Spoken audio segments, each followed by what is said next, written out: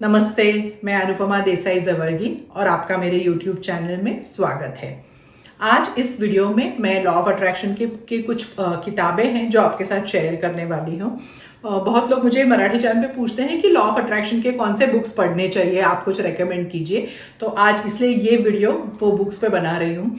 बहुत सारी किताबें हैं, ऐसे नहीं है कि मैं जो आज बोल रही हूँ वही किताबें हैं, लेकिन ये एक अच्छी शुरुआत है।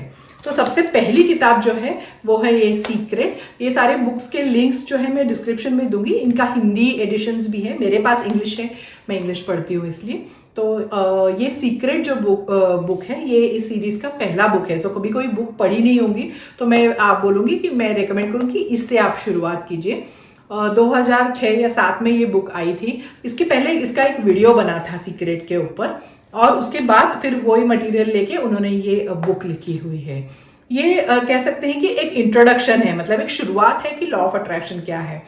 लॉ ऑफ अट्रैक्शन के जैसे इस पे बहुत सारी पहले भी किताबें आ चुकी है, लेकिन ये बुक है कि जिसने इतना अच्छी तरह से वो पैकेज किया और इतने अच्छे और सीधी सरल भाषा में वो लोगों को समझाया। तो लोगों को लगता है कि लॉ ऑफ अट्रैक्शन का ये यहीं से शुरू हुआ, लेकिन ये एक बहुत ही फेमस बुक है।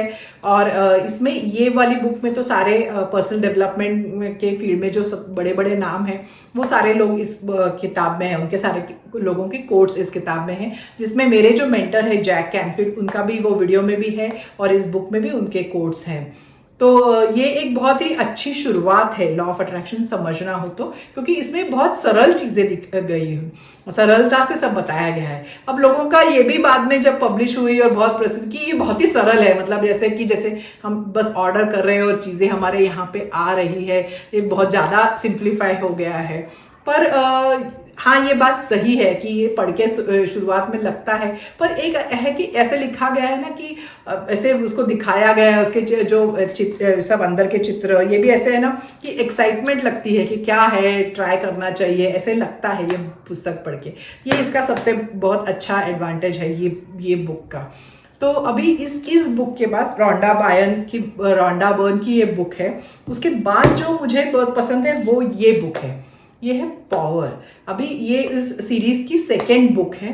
ये थोड़ा डिटेल में जाती है लॉ ऑफ अट्रैक्शन के बारे में, और अभी हम जो नेविल गोडार्ड के वगैरह जो टेक्निक कर रहे हैं तो उनके काफी कोट्स इस बुक में हैं और बहुत अच्छा एक्सप्लेनेशन है। तो वो बोलते हैं कि जब जो भी हमें चाहिए जिंदगी में, वो सारी चीजें मिलने की, मतलब वो हासिल करने की शक्ति हम में ही है, इसलिए बुक का नाम पावर है।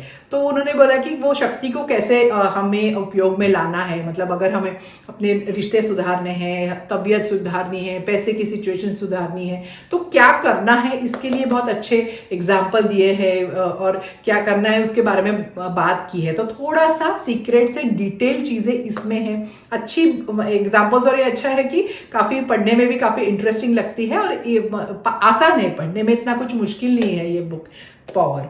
तो ये इस सीरीज की सेकेंड बुक है। तो ये आई वुड रेकमेंड कि सीक्रेट पढ़ने के बाद आप ये बुक पढ़िए, तो ऐसे आसान रहता है समझने में। अब ये तीसरी बुक है, रोंडा बर्न की ही बुक है। तीसरी बुक है मैजिक, मतलब जादू। तो ये बुक का पर्पस क्या है, तो वो कहते हैं कि जैसे जैसे हम बड़े, मतलब बचपन में हमें जादू में बहुत इंटरेस्ट रहता है कि हमें सारी दुनिया जादू ही लगती है, लेकिन जैसे जैसे हम बड़े होते हैं तो हम प्रैक्टिकल होते जाते हैं। तो वो जादू का वो एक्साइटमेंट जो रहता है, वो जो हर चीज को नवी, मतलब देखने की हमारी जो दृष्टि रहती है, एक्साइटमेंट वाली, खुशी वाली, वो जो हमें बहुत कुतूहल रहता है, वो हम खो देते हैं जैसे जैसे हम प्रैक्टिकल होते हैं, बड़े हो जाते हैं। और लोग भी हमसे बोलते हैं कि ऐसे थोड़ी बहुत तो बचपन की बातें थी, अभी ये नहीं होता है। तो इसलिए वो वापस वो हमें वो मैजिक का, जिंदगी हमें जादुई लगे कि हम ये हासिल कर सकते हैं, ये विश्वास पैदा हो, तो इसलिए ये बुक है। ये बुक की स्पेशलिटी ये है कि इसमें ग्रैटिट्यूड पे ऊपर बहुत ये किया हुआ है, स्ट्रेस किया हुआ है कि कृतज्ञता का जो भाव है। क्योंकि हम अक्सर क्या सोचते हैं कि अगर कोई हमसे पूछे कि आप है क्या, ग्रेटफुल रहते हैं क्या, या आप कृतज्ञता का भाव आपके मन में, तो हम सब हाँ ही बोलते हैं कि हाँ, कोई हमारे लिए कुछ करे तो हम तुरंत थैंक यू बोलते हैं, मतलब हम उतना ग्रैटिट्यूड के बारे में सोचते नहीं हैं। लेकिन इस बुक में उन्होंने 28 दिन का एक ऐसे प्लान दिया हुआ है, एक्सरसाइज दी हुई है होमवर्क के जैसा, कि रोज वो एक दिन का डे 1 डे 2 ऐसे वो एक्सरसाइज करना है।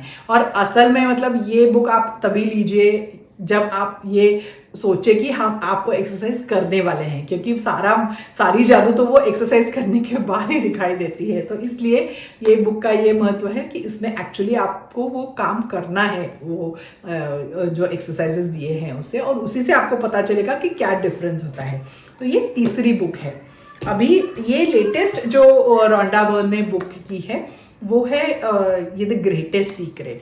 तो ये पहली वाली जो काफ़ी बुक्स है ना, वो ऐसे लोग जब आपको कुछ चाहिए होता है, मतलब कुछ गोल है, कोई सपना है, कुछ फिजिकल गाड़ी चाहिए, बंगला चाहिए, पैसे चाहिए, ये इसके लिए ज़्यादा उस पर फोकस है कि वो फिजिकल मैनिफेस्टेशन कैसे करना है। और ये जो बुक है ये थोड़ा सा अभी हम और अध्यात्म की तरफ, स्पिरिचुअलिटी की तरफ ये बुक लेके जाती है।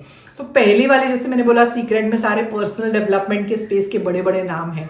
इसमें जो है ना वो सॉर्ट ऑफ जिनको मास्टर्स बोलते हैं, मतलब एकार्ट टोले, आपको शायद पता होगा, वो अ न्यू अर्थ या पावर ऑफ नाउ वगैरह जैसे बुक्स हैं उनके, बहुत मतलब एकदम पहुंचे हुए ये है स्पिरिचुअल वर्ल्ड में, उनका बहुत नाम है उसमें। तो उनके कोट्स है, डॉक्टर दीपक चोपड़ा के कोट्स है, फिर उपनिषद में से कुछ बातें हैं। तो ऐसे सारी चीज़ें जो हैं वो थोड़ी सी और स्पिरिचुअल होती जाती हैं। और हम कौन हैं, मतलब हम क्या है, इसका उत्तर इस पुस्तक में देने की कोशिश की है। मतलब अभी तक हम ज़्यादा से ज़्यादा चीज़ें फिजिकल मैनिफेस्टेशन, हम खुद भी फिजिकल बॉडी ऐसे सोचते हैं, उसके आगे जाके हम एक अवेयरनेस है, मतलब हम खुद से क्या क्वेश्चंस पूछना है, खुद को क्या प्रश्न पाके इस प्रश्न का उत्तर देना है कि हम कौन हैं। तो इसमें यह है कि हम एक अवेयरनेस है, हम एक साक्षी भाव है जो ये सारी चीज़ें देख रहे हैं, तो उसको एक बहुत अलग स्पिरिचुअल डिमेंशन दिया है। तो अगर ये पहले पढ़ेंगे तो इतना ये नहीं होगा, जैसे जैसे आप बुक्स हैं एक के बाद एक पढ़ते जाएंगे ना, तो आपको भी, मतलब हमारी भी ऐसे प्रैक्टिस डीप होती जाती है, हमको भी समझ में स्टार्टिंग से लेके एक एक चढ़ते हुए सीढ़ी हम ऊपर जा रहे हैं ऐसे लगता है। सो ये भी बहुत अच्छी किताब है।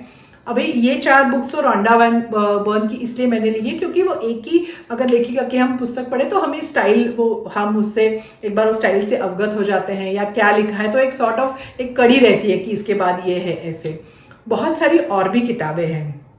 अभी जैक कैनफिल्ड जो मैंने कहा मेरे मेंटर है, उनका भी की टू लॉ ऑफ अट्रैक्शन करके बुक है। आई थिंक जो विटाली, हर एक ने अपने अपने जो पहले इसमें थे, पहले वीडियो बुक में सीक्रेट में, उनके अपने अपने अलग अलग किताबें हैं।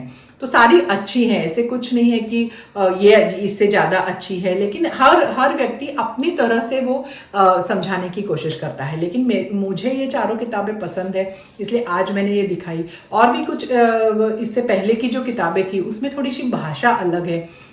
फ्लोरेंस कोवल शिन हो या फिर मास्टर की सिस्टम करके एक बहुत अच्छी बुक है, तो वो थोड़ा सा कभी कभी तो क्रिश्चियनिटी, मतलब बाइबल के कुछ वर्स और ये है, तो थोड़ा समझने में डिफिकल्ट हो जाता है, भाषा भी उस समय की अलग है इसलिए। नेविल गॉडर्ड की भी बुक्स में थोड़ा सा समझने में थोड़ी मुश्किल होती है, लेकिन ये उन सारे बुक्स का सार निकाल के इन बुक्स में डाला हुआ है और सरल भाषा में डाला हुआ है, तो समझने में आसानी होती है। सो इससे एक और बुक मैं रेकमेंड करूंगी कि ask and it is given. उसका इंग्लिश में जो वीडियो है, उसके 2-3 वीडियोस एक्चुअली उस बुक पे बने हुए हैं चैनल पे। मुझे समय मिलेगा तो शायद मैं हिंदी में भी उसके वीडियोस बनाऊंगी, लेकिन वो भी एक बहुत ही अच्छी किताब है अगर आपको लॉ ऑफ अट्रैक्शन अच्छे से समझना हो तो ये आज 4 बुक्स का रिकमेंडेशन दिया है। तो आप देखिए, आप मुझे बताइए कि आपने कौन सी पढ़ी है और आपका आगे कोई पढ़ने का प्लान हो तो वो भी बताइए। चैनल को सब्सक्राइब कीजिए, वीडियो को लाइक कीजिए तो ज़्यादा लोगों तक पहुंचता है, और कमेंट में मुझे लिख के जरूर बताइए कि कौन सा है। और अगर आपने कोई लॉ ऑफ अट्रैक्शन की दूसरी बुक पढ़ी हो, आपको पसंद हो, तो वो भी नीचे लिख दीजिए कमेंट में। और ऐसे ही एक अगले वीडियो में मैं आपसे मिलूंगी एक नए विषय के साथ। नमस्ते, थैंक यू।